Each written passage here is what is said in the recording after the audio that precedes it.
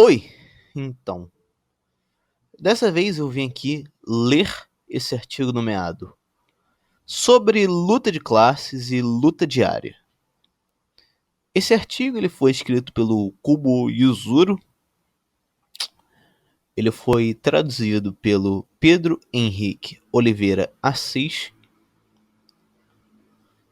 e a fonte dele é uma obra do Robert Graham nomeada Anarchism, A Documentary History of Libertarian Ideas, Volume 1, From Anarchy to Anarchism. Então, desse livro aí do Robert Graham, que o Pedro Henrique traduziu esse artigo aqui do Kubo Yuzuru, então dá para se dizer aí que é uma fonte secundária, não uma fonte primária, mas ainda assim o artigo aqui está bem traduzido, não vi aqui nenhum erro de português nele, coisa assim do tipo, então sem mais delongas, começarei a leitura aqui desse artigo. Sobre luta de classes e luta diária. Kubo Yuzuru. Kubo Yuzuru viveu aí entre 1903 e 1961, foi um anarcossindicalista japonês. Neste artigo, sobre luta de classes e luta diária, originalmente publicado no Kokushoku Undo em 1928, isso eu não sei se eu pronunciei certo, porque eu não sei japonês, ele responde a algumas das críticas ao anarcossindicalismo, feitas pelos, abre aspas, anarquistas puros, fecha aspas. Ok, agora com essa introdução, começar a leitura aqui do artigo em si, publicado na Biblioteca Anarquista. Como vocês sabem, o link do artigo estará na descrição. Não é de se admirar que o anarquista promova a luta de classes e a luta diária, pois não há razão para impedir tal propaganda através de um instrumento. Pode haver alguns ideólogos intolerantes entre os anarquistas japoneses que acusam a luta de classes de ser um amálgama do marxismo. Mas a tática da luta de classes não é monopólio dos marxistas. O capitalismo divide a sociedade em duas classes, do opressor e o oprimido, o explorador e o explorado. Aí ficamos cara a cara com o confronto de classes e a contenda entre elas. A existência de classes engendra a luta de classes. Onde a luta de classes for um fato, aí estará nosso movimento. Na verdade, o problema é uma questão de objetivos e o método de luta. Então podemos ver duas tendências principais da luta de classe. Uma baseada no marxismo autoritário, a outra na Federação Livre. De acordo com a concepção marxista da luta de classe, o proletariado assumirá a posição da classe capitalista, usurpando o monopólio de um partido.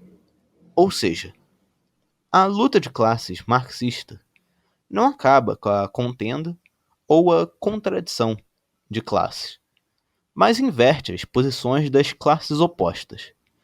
Nominalmente, é a ditadura do proletariado, embora de fato os marxistas não se preocupem com as intenções de emancipação de seus companheiros de trabalho.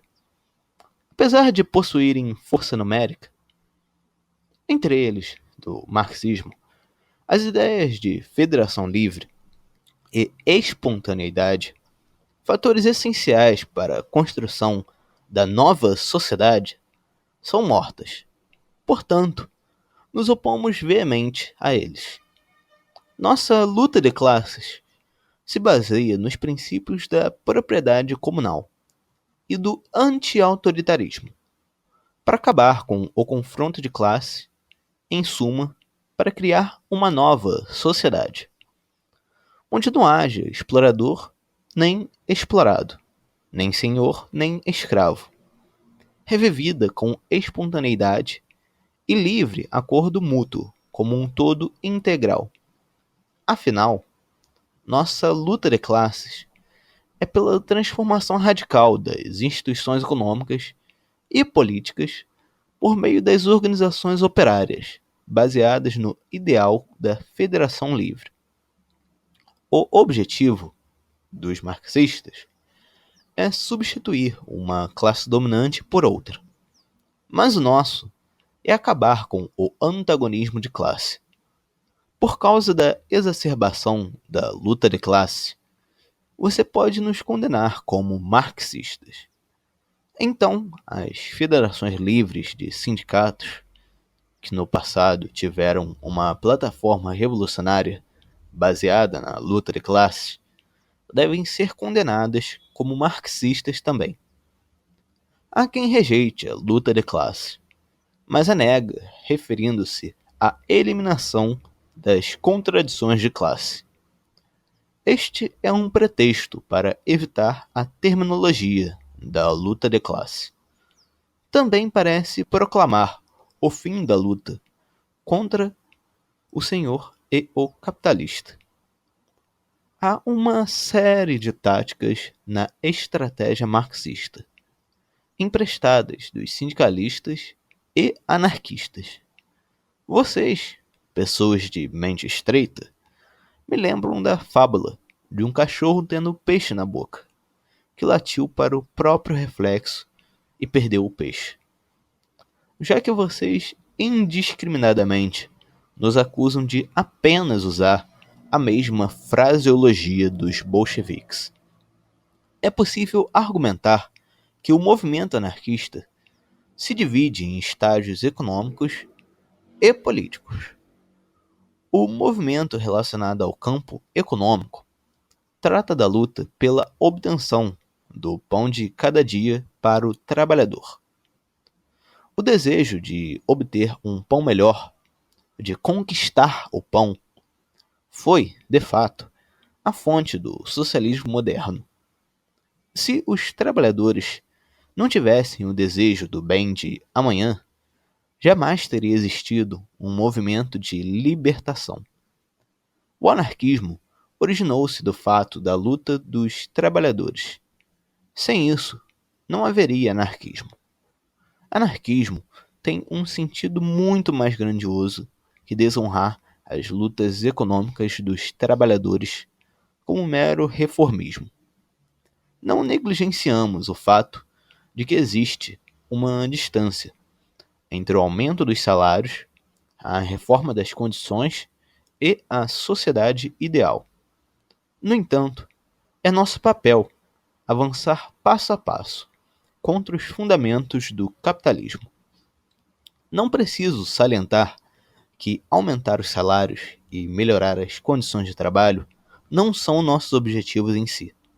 Ao contrário, eles não são nada além de um meio ou justificativa razoável. Mas por tais meios, devemos instigar a ação direta e cultivar um broto de anarquismo através da luta diária, que acredito será a preparação para a revolução. Além da luta econômica, existe também a luta política.